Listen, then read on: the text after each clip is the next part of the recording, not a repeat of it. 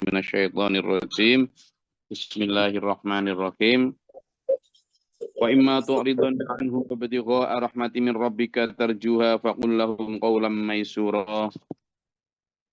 Dan jika engkau berpaling dari mereka untuk memperoleh rahmat dari Tuhanmu yang engkau harapkan, maka katakanlah kepada mereka ucapan yang lemah lembut. Jadi apa yang dimaksud dengan ucapan yang lemah lembut? Ucapan yang jadi kalau kamu tidak bisa melaksanakan perintah Allah seperti yang ayat 26 itu, yang wa'ati dzal qurba itulah. Jadi kalau tidak mampu melaksanakan untuk memberi, ya karena mungkin keterbatasan materi, karena keterbatasan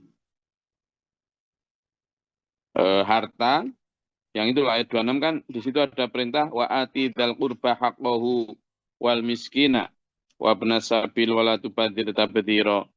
Kalau tidak mampu melaksanakan untuk memberi kepada sanak kerabat, orang miskin, ibnu sabil, mungkin karena keterbatasan itu, maka kata Allah, kalaupun kamu tidak bisa melaksanakan itu, maka katakan kepada mereka perkataan yang baik, agar mereka tidak kecewa karena mereka belum dapat bantuan dari kamu. Jadi, terutama kalau ada yang meminta-minta ya, ada yang bukan meminta ya, meminta bantuan lah. Nah ini adabnya begitu ya. Jadi kalau sampean maksudnya tu'ridona itu berpaling itu nggak mampu. Tidak mampu menolong, tidak mampu memberikan bantuan. Maka adabnya tidak apa-apa kalau memang kamu memiliki keterbatasan, karena memang sama-sama miskin, sama-sama di perjalanan juga, sama-sama tidak mampu, maka tidak apa-apa, tapi ada adabnya. Apa? Katakan kepada mereka ucapan yang baik, ucapan yang tidak menyinggung, ucapan yang tetap ada tata krama dan sopan santunnya. Jangan sampai menghina, jangan sampai mencaci, ya, jangan sampai.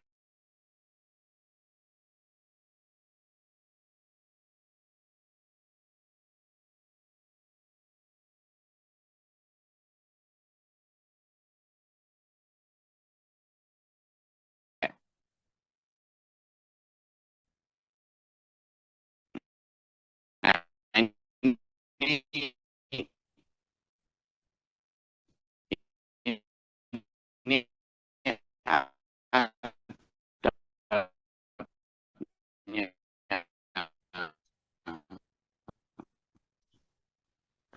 kenapa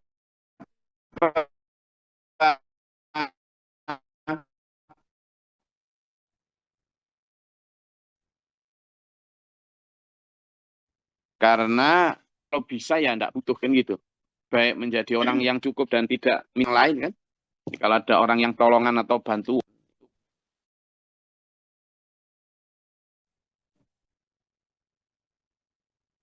Jadi kalau misalnya diberi pilihan gitu pasti orang akan memilih untuk tidak meminta bantuan ya. Kalau dikasih pilihan. Tapi karena memang tidak ada pilihan maka itu tadi. Janganlah engkau apa? Janganlah engkau menghina mereka. Nah ini ada kaitannya dengan satu ayat bahwa wa ammasaila fala tanhar. Jadi terhadap orang yang meminta-minta, coba dibuka di surat Ad-Duha. Ya. Di surat Ad-Duha, itu di sana dijelaskan bagaimana adab terhadap ya peminta-minta itu bisa banyak ya. Peminta-minta itu bisa pengemis. Pertama memang makna utamanya pengemis ya, orang yang meminta. Tapi juga kita bisa luaskan maknanya menjadi orang yang meminta bantuan atau membutuhkan pertolongan dari kita. Maka kalimatnya wa ammasaila. Ya, a'udzubillahi minasyaitonirrajim. Dan adapun terhadap as-saila. Siapa as-saila? Mereka adalah orang-orang yang peminta, meminta bantuan, meminta pertolongan. Wala tanhar, maka janganlah apa? Jangan kamu bentak. Gitu ya. Kalimatnya jelas, jangan kamu bentak. Tuh pada ayat yang ke-10 surat Ad-Duha. Wa ammasa ila wala fala tanhar, maka terhadap orang yang meminta jangan menghardiknya. Ini penjelasan yang lebih tegas kalau sebagai pelengkap dari surat Al-Isra ayat berapa tadi? Ayat 8 tadi ya. Ya 28 tadi. Wa imma tu'riduna anhum ibtigha'a rahmatin min rabbika tarjuha faqul lahum qawlan maysura. Dan jika engkau berpaling untuk membawa rahmat Allah yang kau harapkan, maka katakanlah kepada mereka ucapan yang lemah lembut, ucapan yang baik lah. Jadi Mas, mohon maaf, kamu sudah itu berusaha untuk mencari ridho Allah sehingga kamu dapat memberikan hak-hak mereka. Jadi dengan sekedap Pak mohon maaf kalau sekarang belum bisa ngasih, insya Allah lah kapan-kapan gitu ya. Ada orang datang utang ke sampean, gimana caranya? Gimana caranya ngomong? Ya caranya ngomong dengan bilang bahwa kalau sampean punya ya langsung dikasih, gitu. Tapi kalau sampean enggak punya, ya bilang aja maaf, saya belum punya, gitu. Terus gimana Gus kalau punya tapi tahu kita ada bahwa dia itu suka nggak bayar? Ayo yang punya pengalaman gimana caranya ngadepi orang yang suka utang tapi suka nggak bayar? Gimana caranya nangani? Coba saya pengen dengar. Lebih baik kita kasih aja Gus semampunya kita. Nah, kita kasih apa kita utangi? Kita kasih Gus. Nah, misalnya saya utang 10 juta ke Bu Mesti. Lah saya kemarin-kemarin udah nggak bayar. Saya sekarang utang lagi 10 juta. Bu Mesti gimana ngasih saya berapa? Ngasih 500 Gus. Kok banyak Pak nanti ke sana aku. Kok banyak? Ya. Jadi yang penting kan enggak ngutang Gus. iya, jadi gini betul kata Bu Mesti tadi semampunya ya. Jadi kalau Bu Mesti mungkin karena juragan kasur jadi ngasihnya banyak. Jadi semampunya. Intinya kalau sampean nggak mampu itu kan dua hal ya. Nggak mampu karena memang benar-benar nggak ada untuk ngutangi atau membantu. Atau nggak mampu karena tahu sampean nanti nggak disaur dan nggak mampu ikhlas. Gitu. Nah daripada nanti nggak mampu ikhlas lalu grundel di belakang, ya mending sejak awal sampean tidak bolehlah tidak ngutangi, tetapi sampean tetap ngasih lah. Betul tadi Bu Mesti, ya semampunya. Saya pun begitu ya. Jadi kalau misalnya ada ya kita pinjami. Tapi kalau enggak ada dua tadi, dipinjemi tetapi tidak sebesar yang dia sebutkan, supaya nanti nggak nemen geloi kalau misalnya tahu nemen nggak terlalu gelo, nggak terlalu kecewa ketika dia nggak nyaur. Atau yang kedua, ya sampean nggak ngutangi tapi ngasih sangu lah untuk perjalanan dia ke situ. Tadi kan dia butuh apa gitu ya, kasih 50 kah 100 gitu. Lah hutangnya 1 M Gus. Nah itu dia datang bawa Alphard utangnya 2 M. Gimana coba kalau kayak gitu? Kalau datang misalnya utang cuma 1 juta atau 500.000 gitu ya, sampean mampu ya kasih aja lah meskipun dia nggak nyaur. Tapi kalau berkali-kali baru dipertimbangkan ya kan. Intinya bikain lah, jadi orang yang baik gitu loh. Ya. Jadi itu. Inna hadzal Qur'an. Lalu kemudian yang kedua, di sini disebutkan kalimat yang lemah lembut, tidak boleh menghardik. Ada pengemis di perempatan jalan. sampean pakai mobil, lalu ngemis.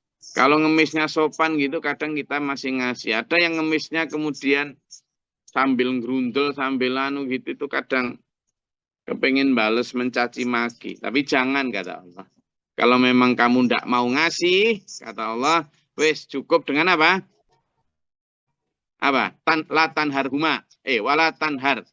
Falatan har. Jangan engkau membentak. Wes.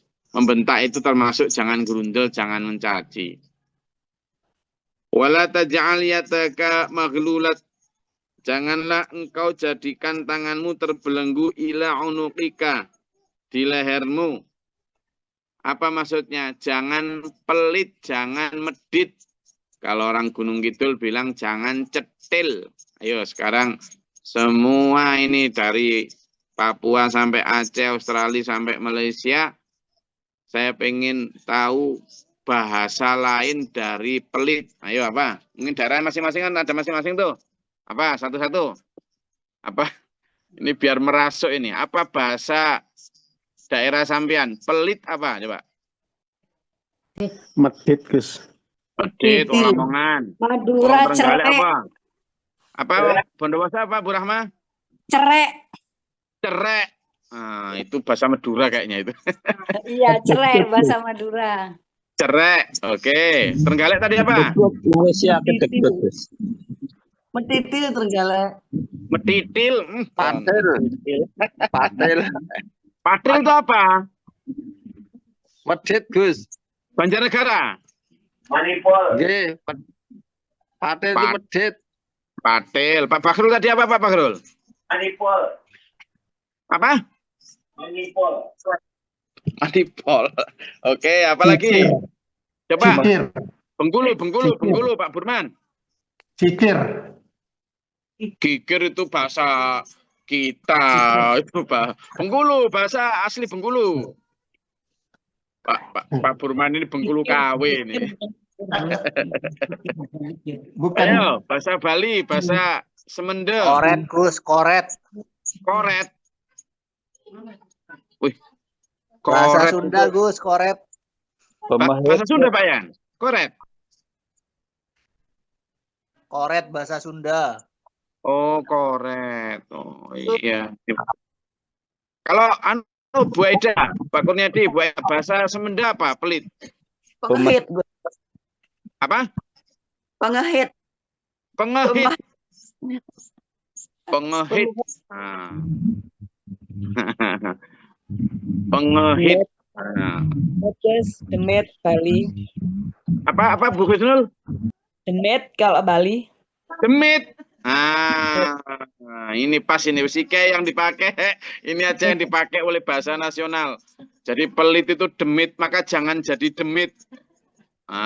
Wis pas ini. Daripada jangan cetitil kok kaki gimana gitu ya. Wis. Nek bahasa Lamongan niku ojo mau wedhit. Mau wedhit. Jadi jangan jadi demit. Inilah artinya wala taj'al yadaka maglulatan ila unuqika, itu jangan jadi demit. Nah itu wes. Jangan pelit. Hidup sekali aja kok pelit itu loh.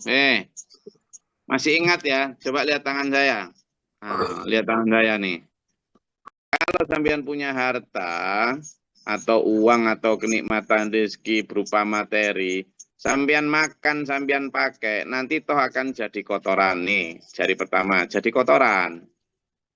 Jadi kalau habis sampean habiskan untuk sampean, nanti lamanya di kotoran. Yang kedua, kalau sampean simpan, nggak sampean sedekahkan, sampean mati, dia akan jadi warisan, jadi rebutan, jadi tukaran, pertengkaran. Ini kalau sampean simpan, nggak disedekahkan, ini akan jadi warisan, jadi tukaran, berantem, gitu, ya kan? Lalu yang ketiga, tapi kalau sampean punya harta, lalu sampean nikmati sekedarnya, lalu sampean bawa pulang sebanyak-banyaknya ke akhirat, tetap sampean jangan kok diberikan semua ya, tetap dinikmati sekedarnya di dunia, terus bagian besar dibawa pulang ke akhirat. Nah ini yang akan jadi bekal sampean di keabadian. Jangan diberikan semua. sebagian besar kita bawa pulang ke akhirat, kita hidup sederhana. Ini yang akan jadi tabungan di akhirat selamanya. Lah kebanyakan manusia ini dijari 1 dan 2 ya. Dinikmati sepuasnya lalu ditinggal sebanyak-banyaknya. Inilah. Makanya jangan pelit. Bawa pulang ke akhirat. Maka di sini kita kembali ayat selanjutnya itu. Kamu jangan pelit, tetapi wala tabsuta kullal basti fataquda maluman mahsura, juga jangan kemudian diberikan semua. Sampean punya rumah cuma 1. Terus nanti diberikan semua sedekah, sama nggak punya rumah, nggak boleh juga kayak gitu. Ya kan? Jadi tetap harus.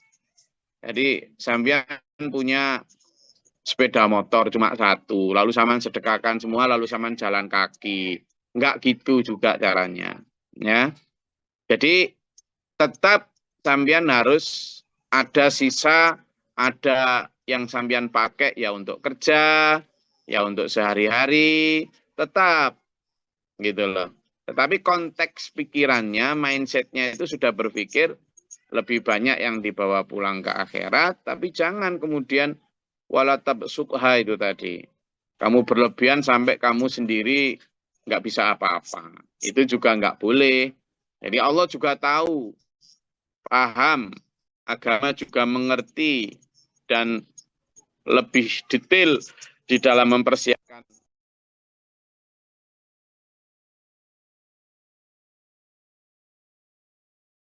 Jadi juga Allah tahu bagaimana bersedekah itu batasan-batasannya ya. Batasan-batasannya jelas. Wala taqtulu inna rabbaka yabsutur rizqa liman yasha'u ya. Kata Allah kullal basti fataquda malum inna rabbaka yabsutur rizqa liman yasha'u wa yaqdiru. Nah, ini yang sering saya sampaikan ke sampean semua. Jadi Allah itu sudah membagi rezeki ya. Allah itu sudah membagi rezeki.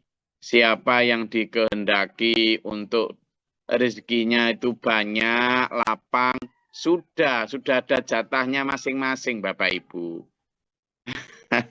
Kemarin masih ingat ya kita bicara banyak tentang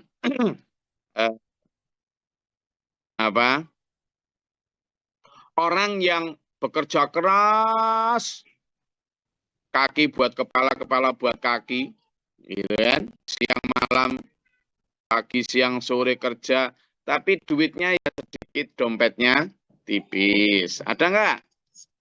Wonten mboten? Ada. Tapi ada orang juga yang kerjanya santai, gitu kan?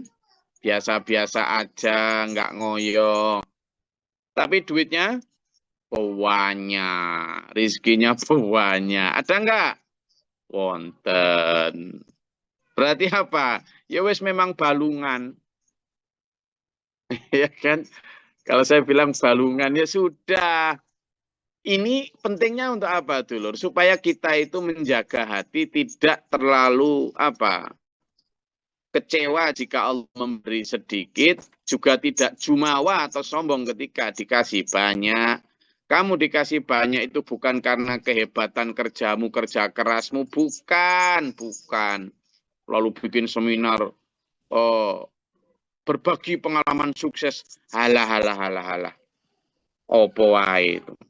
Bukan berarti kemudian tidak penting ilmunya, tetapi zaman gini ya, ada orang sukses bikin warung bakso. Wah, zaman karena kepingin lalu niru.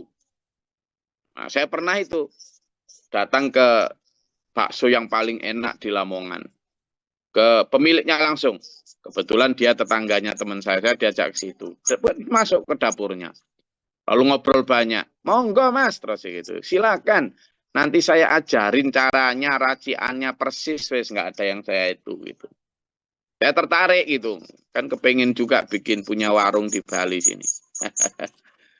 Lah ternyata dia sudah bilang, saya pernah mas itu ada orang datang gitu. Ya saya ajari di sini, malah saya ajak untuk ikut jualan di sini 1 minggu lebih dia belajar racikannya. Kemudian setelah selesai dia balik ke rumahnya di daerah lain, kabupaten lain. Bukalah dia seperti itu.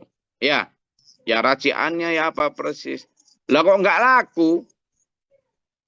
Itu orang lain, Mas. Lah anak saya sendiri katanya dia bilang. Saya bikinkan warung bakso juga di tempat lain. Ya persis. Ya nggak laku loh, Mas. Gitu. Jadi akhirnya saya nggak bikin warung. Jadi itu sudah jatahnya sendiri, Pak. Nggak bisa. Ya cara maupun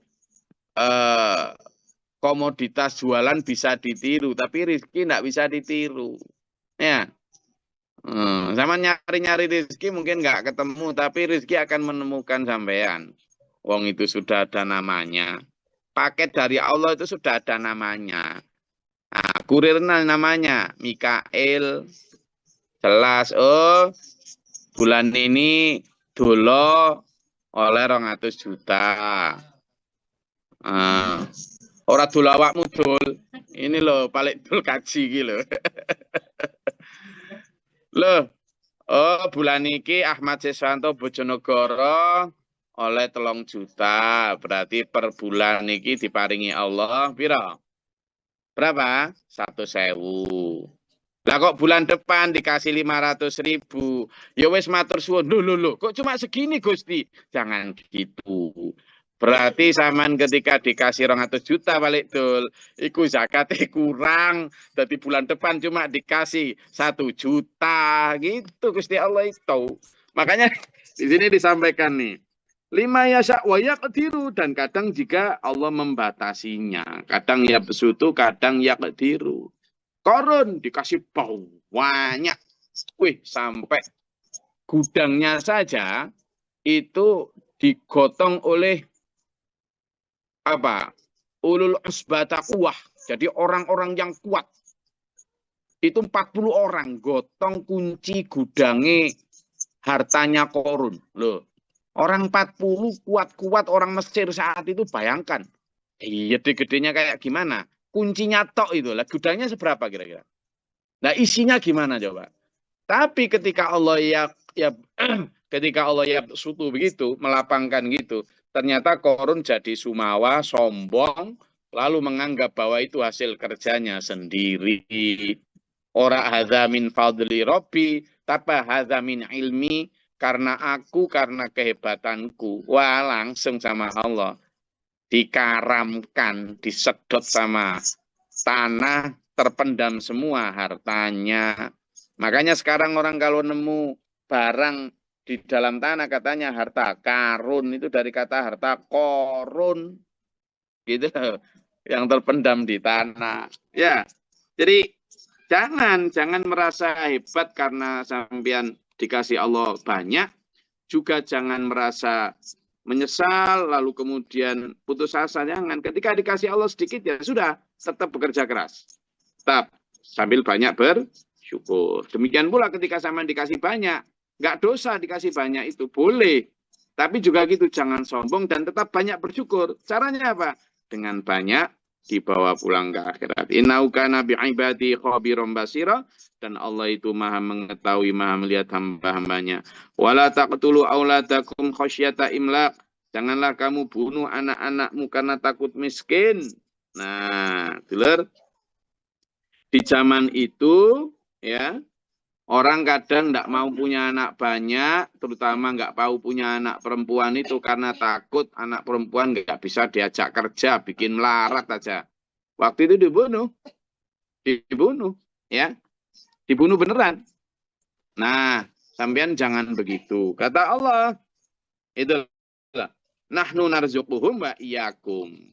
Kamu itu yang ngasih rezeki kalian itu aku, ngasih rezeki anak-anakmu juga aku, kata Allah. Jangan sok-sokan. Makanya sekarang dulur, kalau ini ada yang juga yang mengkiaskan ini dengan KB ya. Praktek KB itu boleh halal, asalkan alasannya jelas. Kalau alasannya karena takut miskin, haram loh ya. Nggak boleh. Nggak boleh. Ya ini kalimatnya. Jangan kau membatasi kehidupan seseorang yang akan lahir, kan gitu artinya. Karena takut miskin. Kalau alasannya misalnya karena takut tidak mampu mendidik secara baik, alasannya karena kesehatan, nggak mampu melahirkan banyak-banyak, ya toh? Alasannya karena agama, karena tantangan dunia secara akhlak gini takut. Nah itu baru boleh. Dan boleh pun terbatas ya.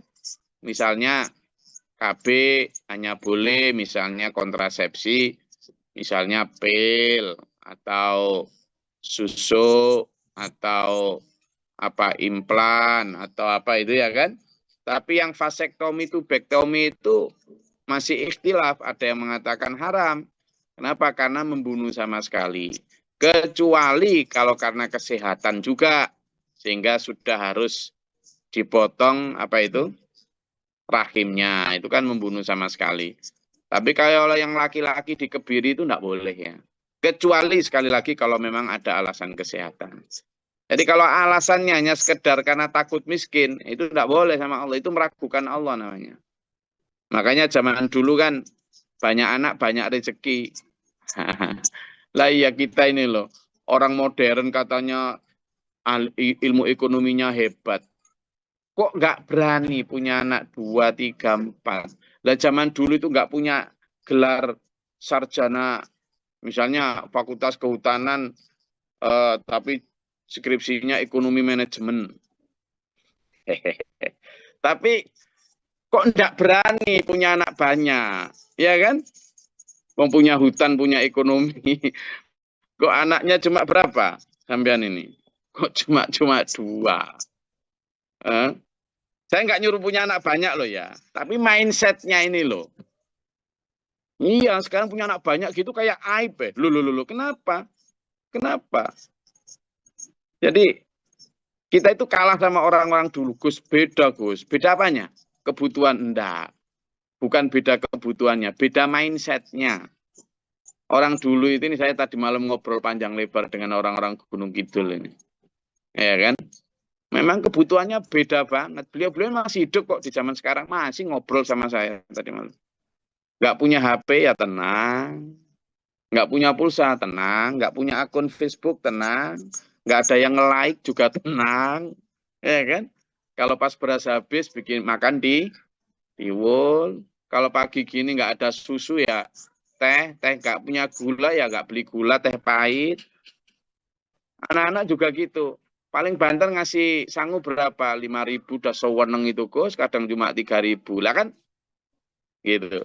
Nah ini, maka mindset itu, saya tidak nyuruh beranak banyak loh ya, tetapi artinya jangan karena alasan itu ya. Kata Allah, inna qatlahum kana khit'an kabira, karena membunuh mereka adalah dosa yang besar. Wala taqrabuz zina innahu kana fahisyata wa sa'a sabila, dan janganlah engkau mendekati zina, karena zina itu perbuatan yang keji dan jalan yang buruk. Wala taqtulun nafsal lati harramallahu illa bil haq, dan janganlah engkau membunuh orang karena alasan yang tidak benar.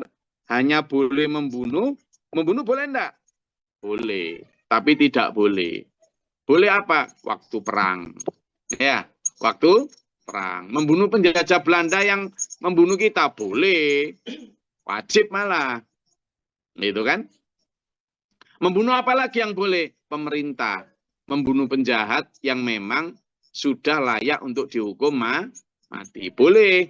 Tapi bukan orang per orang. Nah, ada lagi yang boleh. Siapa? Ahli waris yang keluarganya dibunuh dan terbukti pembunuhnya jelas. Ini kalimatnya.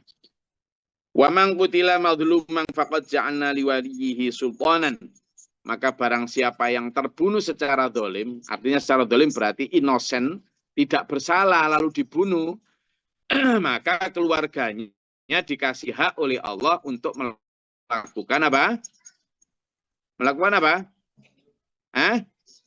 Kisos atau pembalasan, pembunuhan balik. Ya, pembunuhan balik. Boleh. Tapi pembunuhnya pun fala yusrif fil qatl, jangan berlampaui batas. Maksudnya apa?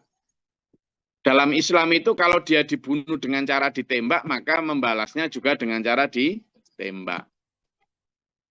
Itu dalam kalau dia dibunuhnya karena ada itu satu kejadian, ada seorang hamba sahaya milik seseorang gitu ya, misalnya hamba sahaya namanya Abdul, kemudian tuannya ini namanya Malik, namanya siapa ya, Saiful lah. Saiful punya hamba saya namanya Abdul. Ternyata Abdul ini kemudian dibunuh oleh seorang Yahudi, namanya Sodrun. Nah, dibunuh dengan cara apa? Dikepruk pakai ini, batu. Kepruk pakai batu, matilah si siapa? Abdul ini. Lalu si Saiful ini mengadu kepada Rasulullah, ya Rasul, ini hamba saya dibunuh gitu. Tapi dia masih belum mati, masih sekarat lah, masih pokoknya parah dia, karena kepala ini kepruk. Siap, kamu dibunuh siapa? Kata Rasul. Dibunuh siapa? Enggak ya Rasul. Si B? Enggak ya Rasul. Si C? Enggak ya Rasul. Begitu ya Rasulullah menyebut nama si Yahudi itu, si itu. Inggih ya Rasul. Kamu dikepruk itu? Inggih. Nah setelah ngomong inggih, dia meninggal. Berarti dia dibunuh jelas oleh si Yahudi itu. Maka atas aduan itu, Rasulullah memanggil Yahudi itu, kemudian memerintahkan sahabat untuk ngepruk orang itu sampai mati. Jadi caranya begitu. Nah, apa yang dimaksud fala yusrif, jangan berlebihan, itu adalah jangan berlebihan. Dia misalnya dikepruk, misalnya dia ditembak, matinya karena ditembak. Jangan kemudian saking bencinya lalu tidak ditembak, tapi disilati sampai berbulan-bulan sampai mati. Ini namanya berlebihan. Ya kan? Namanya tidak sesuai. Karena kebencian, karena dendam, lalu membunuh dengan cara yang lebih sadis daripada dia dibunuh. Itu tidak boleh. Maka di sini sebut ya, fala yusrifil qatl innahu kana mangsura, karena sungguhnya dalam hukum qisas itu ada dalam ayat lain, itu adalah ada pertolongan, ada hak dari Allah untuk membalas atau menegakkan keadilan ya. Hikmah keadilan di balik hukum qisas. Karena hukum qisas itu sebenarnya untuk memelihara kehidupan, istilahnya begitu. Untuk memelihara kehidupan. Jadi itu yang dimaksud dengan fala tusrif. Nggih. Monggo sampai di situ. Kalau kita lihat tentang hukum qisas ya memang di Indonesia belum dilaksanakan hukum qisas ya. Misalnya membunuh karena dibunuh lalu caranya dengan itu ya enggak. Tapi memang ada pembunuhan yang berencana itu kalau diterapkan itu ada juga. Nah untuk itu ada kaitannya, ada banyak ini. Hukum qisas ini diterangkan di ayat-ayat lain juga. Seperti di surat Al-Baqarah ayat 178. Mau nggak dibuka? 178, 179.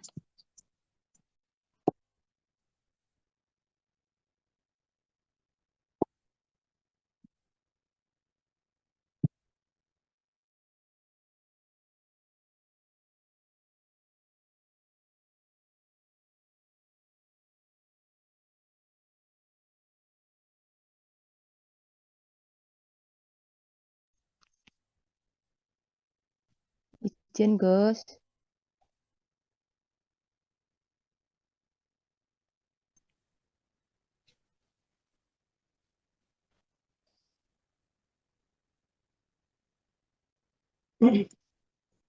Izin, Gus. Al-Baqarah ayat 178. A'udzubillahi minasyaitonirrajim. Bismillahirrahmanirrahim. Wahai orang-orang yang beriman, diwajibkan atas kamu melaksanakan qisas berkenaan dengan orang yang dibunuh. Orang merdeka dengan orang merdeka, hamba sahaya dengan hamba sahaya, perempuan dengan perempuan. Tetapi barang siapa memperoleh maaf dari saudaranya, hendaklah dia mengikutinya dengan baik dan membayar tebusan kepadanya dengan baik. Yang demikian itu adalah keringanan dan rahmat dari Tuhanmu. Barang siapa melampaui batas setelah itu, maka ia akan mendapat azab yang sangat pedih. Sadaqallahu adzim. Terus Nah itu Gus. jadi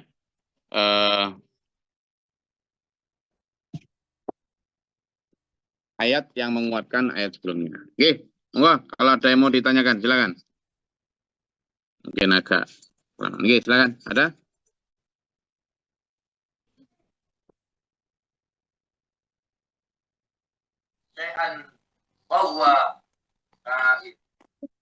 Ya, Bu Rahma, ada?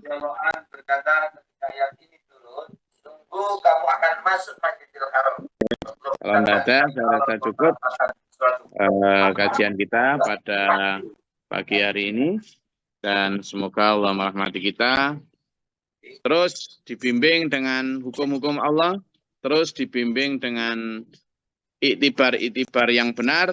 Sehingga mudah-mudahan kita dimampukan Allah untuk menjalani hidup dalam siratal mustaqim, dijaga, diselamatkan ila akhir hayat. Amin. Allahumma shalli wa sallim barik. Allahumma fil mu'minin wal mu'minat wal muslimin muslimat wal Allahumma ahdina fi man hadayt wa afina fi man afayt wa lana fi man tawallayt wa barik lana fi ma a'tayt wa qina syarra ma qadayt fa innaka taqdi wa la yuqda alayka. Astaghfiruka wa atubu ilaika wa sallallahu alaihi wasallam. Allahumma dafa'na al-bala wal waba wa qadil hasdin min syaitan syaitan syaitan kufara fa nasina wa la Rabbana wa ta'ala fil qawmi zalimin wa manfa'atina Rabbana amana faktubna ma'a syahidin Rabbana la tuzigh qulubana ba'da idh hadaytana Rabbana wa la tuhammilna ma la taqata lana bihi wa nafla warhamna anta wa nafsana kafana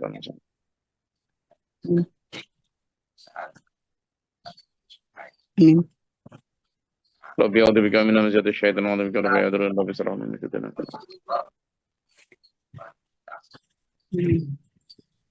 Wa ta'ala nabiyyu rahmatika Allahumma anzilna rahmatan bi yadil qatil amtar wa yadil aqdar. Allahumma afriq lana sabra sabiti wa nana fa'ansir kaum kafirin wa fatir sama. Amin wa syakra.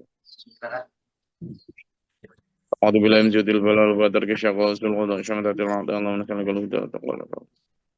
Rabbana hab lana min azwajina wa dhurriyyatina qurrata a'yun waj'alna Nanti sana penaratan bina rabbana.